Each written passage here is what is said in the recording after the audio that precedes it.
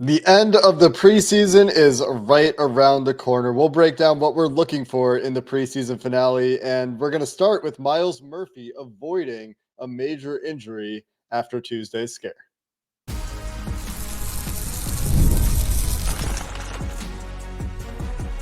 You are Locked On Bengals, your daily Cincinnati Bengals podcast. Part of the Locked On Podcast Network, your team every day.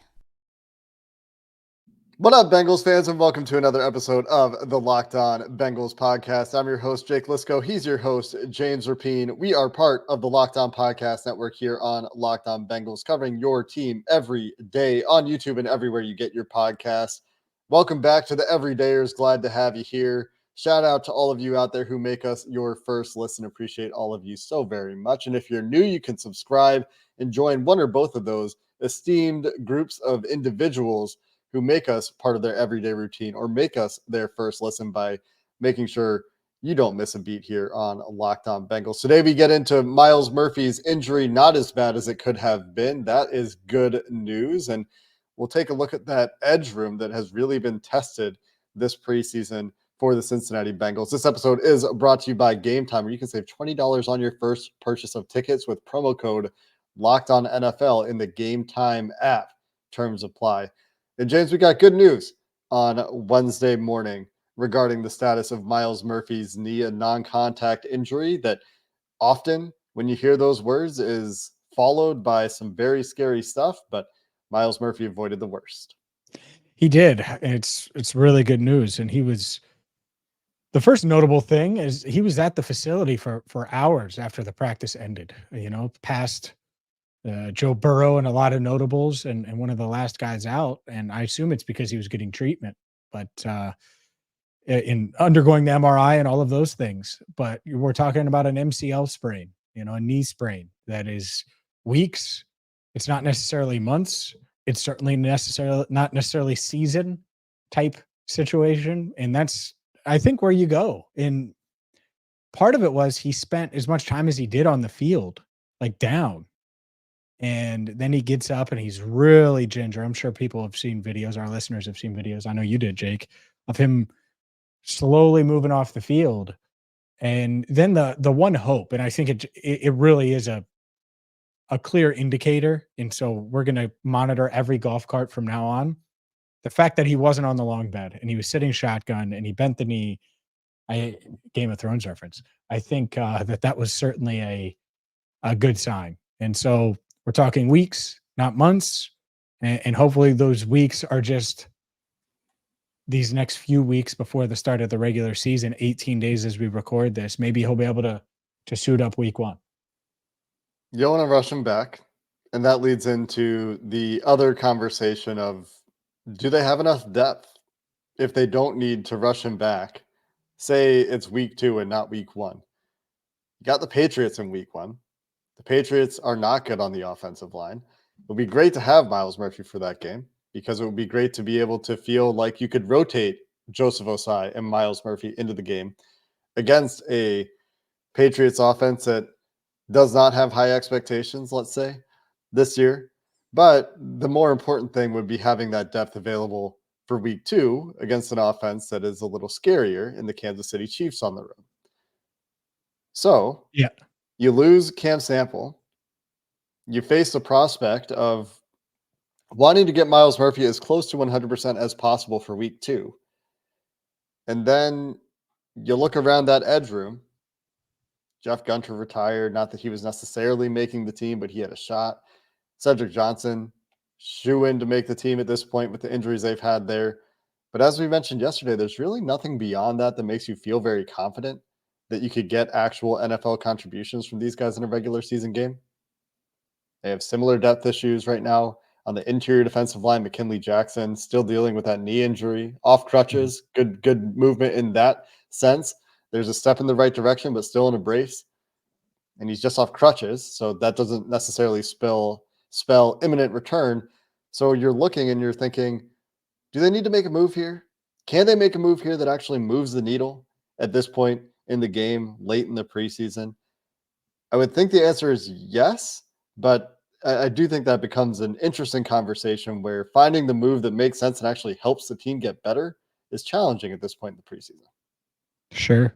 And that's why I think it would be surprising to hear anything and watch it ends up happening as we record this on Wednesday afternoon. But anything until after Thursday, they're still evaluating Myles to an extent. Obviously, they have a really good idea of what he's dealing with, and I'm sure they're taking a closer look today. But one, you don't want to rush him back. Two, you're not going to rush into trying to add a veteran, especially someone that you may need to contribute. Like if you are missing Myles, you're going to need someone else that you're banking on, for even if it's for a couple of weeks. And so hopefully it's not. Hopefully we're talking about a 2-week thing, maybe a 3-week thing, and then he's ready to go for Kansas City week 2, or maybe it's week 3 against Washington. You have that extra day, by the way. It's a Monday night game, and now we're talking about a full month, if that's the case, of actual time for him to heal. But in those scenarios where he does miss regular season time, can you roll with who you got, Jake? I think that's a tough ask just because of how shorthanded they are at defensive end right now. And it would be really nice if Jeff Gunter didn't retire for that reason, right? Or Cam Sample, obviously the injury he suffered, the torn Achilles, out for the year. Like those, you really start to feel those now that you have another guy go down. And one guy you're banking on as your third defensive end, especially if Myles Murphy it misses a little time, is Joseph Osai. And it's not like Joseph Osai hasn't had a lengthy injury history. I mean, he's been hurt each and every year of his NFL career. So you definitely need some depth there. Yeah, and it's hard to figure out where they find it. Waivers will certainly be something they're looking at on the defensive line on the whole. I don't think it's just edge. I do think it's also the defensive interior. But that's hard to find impact players at this time of year. We were excited about Jay Tufele a few years ago, and he made his plays, but now he's on the roster bubble again. And I would say currently on the outside looking in, and unless McKinley Jackson needs a trip to the IR, that would open the window for him. And a rule change this year would allow the Bengals to put McKinley Jackson on the IR on cutdown day, which gives teams more flexibility when cutting down. They don't have to carry them to the initial 53 and then put them on IR and have them eligible to return anymore. There's a rule change this year that allows teams to do that on cutdown day. So there's a chance that Tufele makes the team that way. Maybe Travis Bell is a preferred option for them as the fifth interior defensive lineman, but it's not just at the edge to me, where they added these two rookies and you've got Zach Carter, but we were still thinking they should add another veteran there after the draft. And that didn't really happen. So we'll see if there is a waiver claim on the defensive line for this team. Best case scenario is you swing another BJ Hill style trade. And I mean, talk about a pipe dream, right? That is the best case scenario. But the fact that the Bengals were able to do that the first time is still crazy. And being able to pull it off again would be very challenging. But if they do it, kudos to the front office because they could use that kind of move right now in a pretty big way. Yeah. In the other element from a free agency standpoint, because you could say, oh, we'll just go get a defensive end, Yannick Ngakoue or whoever, right? It's tough if I'm Yannick Ngakoue, did I wait this long? And I'm sure they've gotten inquiries, or he's gotten inquiries about signing. But did I wait this long now, miss camp now, to join and play for a few weeks until Myles Murphy gets back potentially? That's the hard part too, is the Bengals, they want Myles to be a huge factor this year. And I don't think this injury changes that. Obviously, Osai is in the mix as well behind Hubbard and Hendrickson. So a veteran, at least a proven veteran, it might be a little harder. You'd have to almost convince them that there's a long-term role as well and not a once 99's back, your butt's on the bench. They could use rotational pieces there. We would like it if they had a more functional rotation. We would like it if Sam and Trey, the starters, Hendrickson and Hubbard, didn't have to play so much. And they had a more viable rotation there to keep those guys fresher and healthier as they've both dealt with their own injuries too. I mean, you're starting to get a pretty hefty list of injuries that these edge players have suffered in the last 365 days when you think about it that way. But on the topic of Joseph Osai, Is he going to see preseason action in week 3? Let's talk about what we're looking for as the Bengals gear up for their final preseason game against the Colts. And the Colts are playing their starters, which blows my mind. We'll get to that conversation coming up next. Today's show is brought to you by Gametime. Gametime is the app you need to get right now. Maybe you want to get and go to preseason game number 3, a game that I will be at, Bengals, Colts, to potentially see Joseph Ossai, to certainly see Anthony Richardson, who might be the biggest quarterback I've seen. And I've seen Cam Newton in person. It's pretty close. Anthony Richardson was just insane to look at as just a human the other day on Tuesday during the joint practice. Well, you can get up close and personal with the Bengals and Colts in the preseason finale with Gametime. And by the way, Gametime has a new feature called Gametime Picks that makes getting tickets for your favorite live events even easier. Gametime Picks filters out all the fluff to show you the incredible deals on great seats so you don't have to waste time going through thousands of tickets. And Gametime has a 50% off Labor Day offer for multiple baseball games. So maybe you're listening across the country and you're thinking about going to a Dodgers game and you want to watch Shohei Ohtani. Well, they have a special offer for you. All you have to do is download the Gametime app today and take advantage of Gametime Picks. They're all in pricing. And of course, their panoramic views right from your seat. So download the Gametime app, create an account, and use code LOCKEDONNFL for $20 off your first purchase. Terms apply. Again, create an account and redeem code LOCKEDONNFL, LOCKEDONNFL for $20 off. Download Gametime today. Last minute tickets, lowest price, guaranteed. Preseason game number 3, the preseason finale, traditionally a time for practice squad players and roster hopefuls to make their mark and get their last film out there for NFL evaluators across the league. And let's stay on Joseph Ossai for a second here before we get to the rest of what we're looking for. I am looking for Joseph Ossai to be in street clothes, on the sideline, not on the field, not with us asking again, man, why is Joseph Ossai still in the game? Haven't we seen enough? Isn't he going to be an important role player for this team? Why are they playing him deep into this preseason game? Hopefully at this point, they've seen what they needed to see from Ossai, who I think also had a really nice rush in that joint practice, a very clean win in one-on-ones of that joint practice that I saw a fun clip of as well. But like He Cedric also had some Johnson, offsides. He also had some offsides, apparently. I didn't see it, but got care. drawn offsides like 4 times in one-on-ones, I was told. I mean, great. I actually don't care, like, at all, because the risk of getting another injury to this unit has to over. Oh no, I'm just saying he sucked in the one-on-ones, even with the clean win you saw. That's all. I mean, it was if you do that, like, it's a sack within a second and a half from the edge, which is a great rep.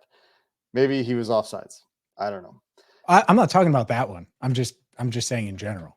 So it was a tough period for him in general. That's all. I don't want to paint the rosy picture if it's not all rosy. Well, you're really painting a grim picture instead. Regardless, neither of us want to see Joseph Ossai play in this game, and let Cedric Johnson and Justin Blazek and Andre Carter and Joshua Pryor get their reps in and get those guys a ton of run. Honestly, I wouldn't even play Cedric Johnson for that long if I think he's making the team and I think he's going to be active in week 1. Yeah, I think with Johnson, you probably want him to get some reps. I'd probably play him for a half, especially because it's starter level reps. At least as long as the Colts starters are in there, you can get him some really valuable reps. But to your point, and I think our listeners are going to notice a theme here, this is when you play the guys that are trying to showcase their stuff for the rest of the league. And yeah, this guy, like even some of your guys that you're thinking, all right, we're going to get them to the practice squad. I'm not saying take them out in the first quarter because you can't. You got to play a certain amount of guys. I get it. But you don't need to, like, how much do we need to see Cody Ford? And we'll get to him. But I'm just picking out a guy. Like, how much do you need to see? And he'll probably start, right? Need to see really I would play Jackson Carman. I would play, just sticking with the defense. We'll stick on defense. I would play Justin Blazek, Andre Carter, and Josh Pryor a ton. Those guys they'd be pretty darn tired at the end of Thursday night. By the way, that's what they should want. They should want reps and film. So you mix both of them together there, and yeah, I'd play Cedric Johnson, but it wouldn't be for more than a half. And there's no chance Joseph Osai would be suiting up. He'd go through an extensive pregame warm up, probably a bit more than he would normally. Like, hey, go get a workout. Like, that's good, sure, but I wouldn't say, hey, you need 58 to suit up. I don't really think he needs to. We'll see if that occurs again. Same thing on the defensive interior. Jay Tufele, Travis Bell, Dominic Davis, Carlos Davis, probably playing a ton of snaps. Maybe Chris Jenkins gets some work against the Indianapolis starters, get him those reps against Quentin Nelson, sure. But how long do you want to run a guy out there who you're going to be counting on to play significant snaps for you this year in a final preseason game when there's not a whole lot you need to learn anymore about these guys?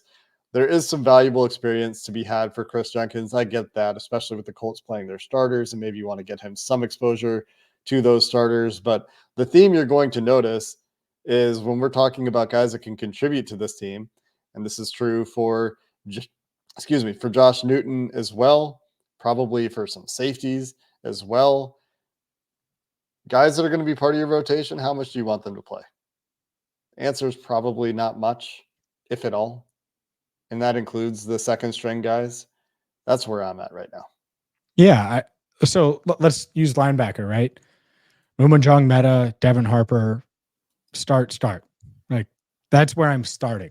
Joe Bacci is dealing with an injury. He's not going to play. Akeem Davis-Gaither battling a little bit too. Why would you play him? So start with the third string guys, go from there. Shaka Hayward, Aaron Casey, those guys should play a ton. Like, those are your 4 linebackers, which is fine. 4 linebackers for a game makes a ton of sense. And I would do the same thing all the way down. A guy like Tyson Anderson, I don't need to see him. Why would I play him? He's making the team. He's coming off of the ACL. Maybe they'll get him out there just to give him some reps early, but I'm not having him play a ton because I don't think it's worth it. And at the same time, who do you play at some of these positions? Like, you're not going to go out and play Lance Robinson the entire time, but I think Lance should get a lot of run. I think that a guy in Jalen Davis, who could be on the bubble, I think he's going to play a decent amount as well. That would be interesting if Davis does play. If the Bengals are of the same mindset we are, where they're looking to try to keep guys out of the game, that they know what they have there and they know whether or not those guys are making the team. But you're right, they can't just dress 3 corners. So Allen George might play the entire game. We've seen that sort of thing from them with Allen George in the past. Nate Brooks might play a ton. Lance Robinson probably will play a ton. PJ Jules and Michael Dowell will play a lot at safety. Dejon Anthony, do you think he plays? I think he plays. Yeah. He's a 7th round pick, and would expect to see him. But what are we looking for as far as guys that could make the team? Like, if Chris Jenkins is out there, that is the marquee attraction to me on defense going against the Colts starters. And he's a rookie. You could expect him to potentially get some run. Umajong Meta, definitely an interesting player on the defensive side of the ball. Just since we started there, we can stay there. If Josh Newton plays a little bit against the ones, that would be good experience for him as well. These would be guys that I would be interested in watching. And then down roster, if Jay Tufele plays, can he make a last-minute push for a roster spot? Or is he destined for the practice squad? These are things that I think on the defensive side of the ball could be some of the more interesting guys to watch. For sure. And Chris Jenkins, clear improvement from week 1 to week 2 of the preseason. You want to see it more. Got to get him some reps. You just do. These guys need reps. And so, like Dejon Anthony, of course, because the reason Jalen Davis could be on the bubble, and I don't know if he is, but could be on the bubble, is because of a Dejon Anthony, because of a potential 5th safety that can also handle nickel cornerback duties if you need him to, and the versatility that he brings. So you want all of these guys. Josh Newton, obviously an up and down week 2 of the preseason. Strong camp overall. You want him to get reps. So hopefully a lot of these guys do. I agree with you. Eyes on Chris Jenkins. He's a guy that I'm expecting to make an impact right away. And that pretty much does it for the defense. I think Umajong Meta still fighting here, still on the bubble. Not one way or the other. Could see him not making it, could see him sneaking on. He's going to have a big Thursday night as well. So another guy that I know a lot of people pay attention to and have paid attention to and have heard his name. Umajang Meta's got to go do it again on Thursday night if he wants to make it. Now let's talk about the offense and skill guys. I can't believe we got 20 minutes in and didn't do that. We will do that coming up next. Today's show is brought to you by FanDuel. You've heard us talk about FanDuel a ton, and they're America's #1 sportsbook for a reason. Well, we have something a little different for you right now, because between now and September 22nd, so you have just over a month, all FanDuel customers can bet $5 and get a 3-week free trial of NFL Sunday Ticket from YouTube and YouTube TV. Then with a YouTube TV base plan, you'll be able to watch every regular season afternoon out of market game. All you need is a Google account and a current form of payment, and you can cancel anytime. I'm going to say it again. Now, between now and September 22nd, all FanDuel customers can bet $5 and get a 3-week free trial of NFL Sunday Ticket from YouTube and YouTube TV. All you have to do is go to FanDuel.com/lockedon. That's FanDuel.com/lockedon to download America's #1 sportsbook. Skill guys? Skill All right. guys, baby. If you're going to twist my arm about it, how much is Jermaine Burton going to play in the whole game. preseason finale? The whole game. Go on. I'm not serious, but I also am not against the idea of a guy who's clearly playing, and you know, maybe you take him out second half, like mid-second, like early second half, but they clearly think he needs reps. So if that's the case, just play him. Just play him the whole damn game and just put him in those positions that he's in and or that you think he's going to be in the season, so he can learn and help you at some point sooner. Not against playing him the whole game. And there's a delicate balance there, but it's one thing if the hay is in the barn, like Charlie Jones. Do I need to see Charlie Jones? Like, I don't think so. He had the knee a few weeks ago. Like, there's really no reason to risk him. I know he's a punt returner. I know he's comfortable back there. I know he's not their third receiver necessarily. He's rotating in that mix. See you week 1. Jermaine Burton is on the outside of that mix right now. And so, yeah, I would play him a lot. The whole game might be a bit strong, but he'd play a lot if it was up to me.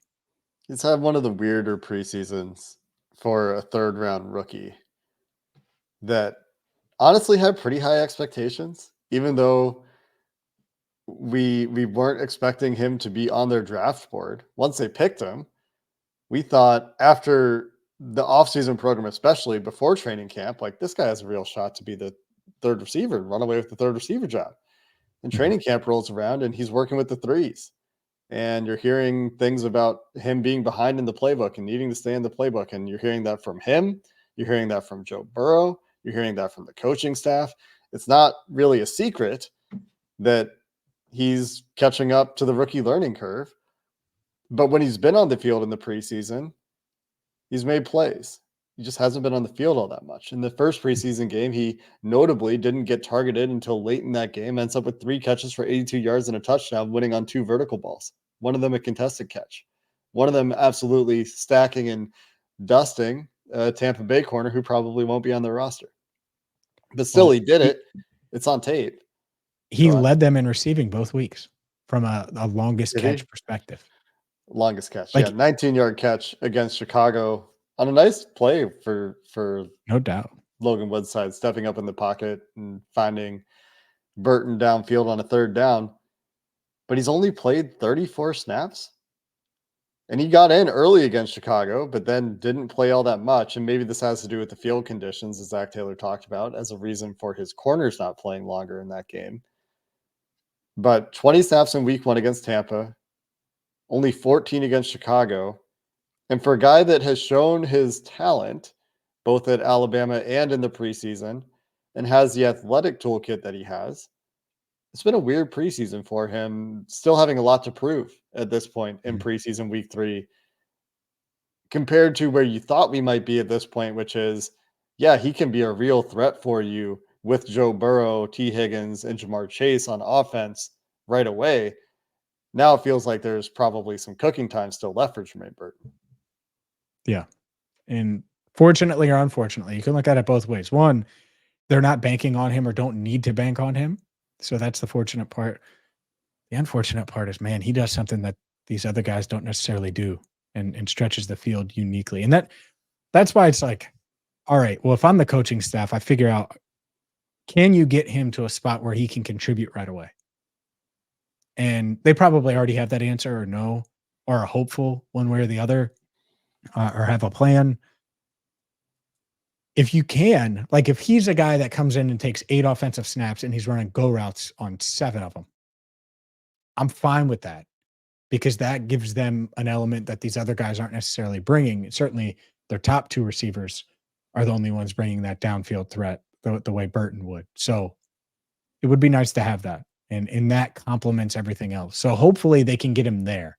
Like if you can start week 1 with that and that's your Jermaine Burton, rookie, 3rd rounder, you take it all day long and then it gives him time to develop. You just don't want him to get lost in the shuffle and be a healthy scratch for 6 weeks and just be on the outside looking in. Because once the season starts, it's really tough to catch up.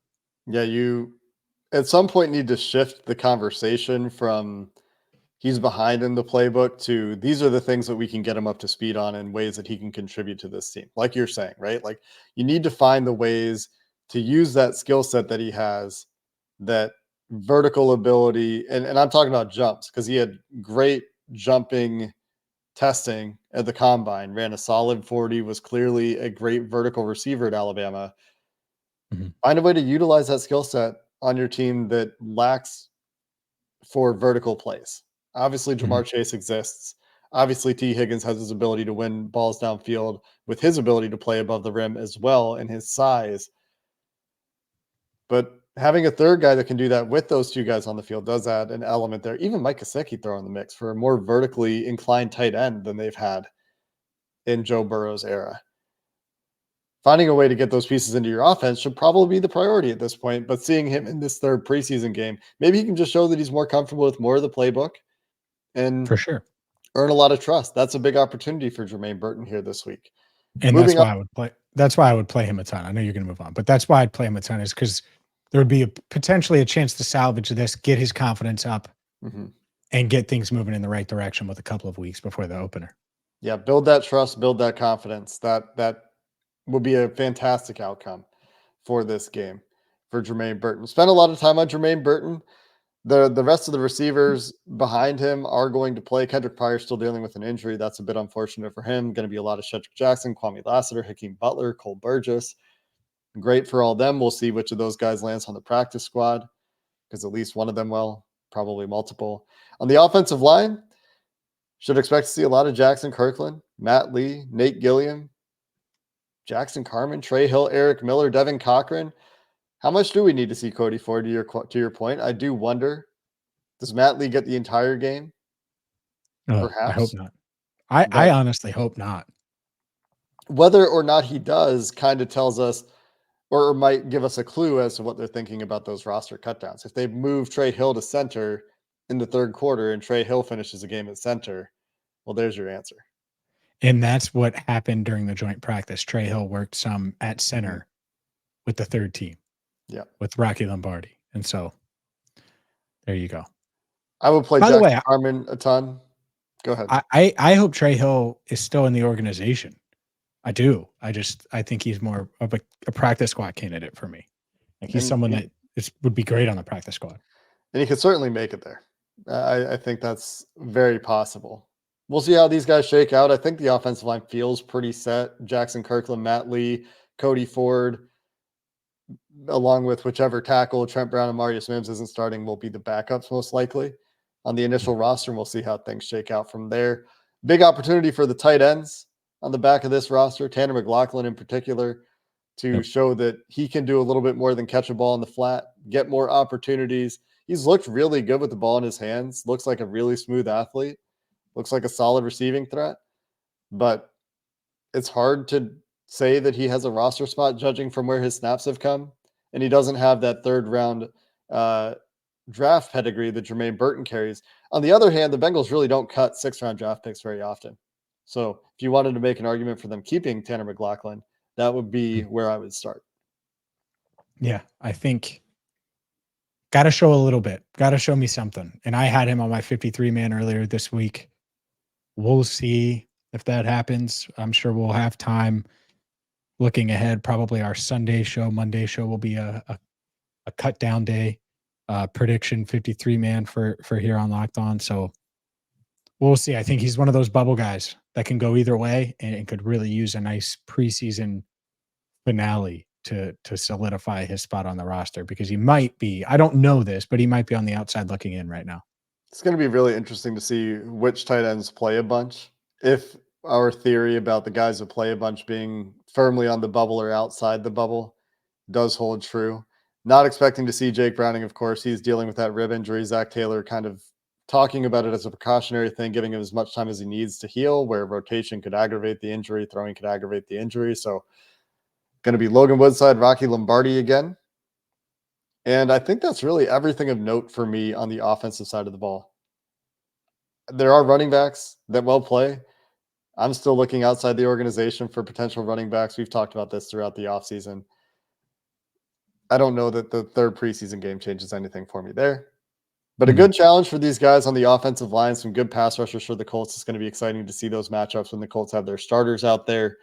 Good work for the tight ends. Good work for Jermaine Burton on offense. And there will be some things that inform roster decisions and tell us where certain guys are going to end up on the depth chart that we'll take away from this third preseason game. And you know what? Zach Taylor did also say that some starters might play. So it'll be interesting to see what that ends up meaning. Like, it was no starters are going to play, and then maybe here or there, we'll see if that ends up being anybody starting, because that'll be interesting to see as well. Yeah, maybe he ends up wanting to see Dax a little or wanting to see DJ a little, and that's the one that he didn't want to do. Maybe Zach Moss wants one series because he hasn't played. He was sick in that week 1 matchup and didn't play, hasn't taken a snap in a Bengals uniform. Not that I would necessarily need to see that, but that's the other one I would think of. Maybe Jamar. No, I'm just kidding. The other one would be Ryan Rico. Yep. Like, maybe he's a starter by default. And with Brad recovering, I don't think they really know when Brad's going to be ready to go. What I would say is Ryan Rico's been pretty inconsistent and hasn't run through the door, even though the door's been opened up for him. And so Thursday's a big night for number 8. Big opportunity there for Rico to once again show that consistency that has been elusive for him so far. We will have your takeaways after the game Thursday night, conclusion to the preseason for the Cincinnati Bengals at home against the Indianapolis Colts, right here on Locked On Bengals for you after that. And until then, if you're looking for a second listen, of course, you've got Locked On Fantasy Football. You can find the link in the description below. Thanks for listening, though, to this episode of the Locked On Bengals podcast. And until next time, Hoo Day, and have a good one.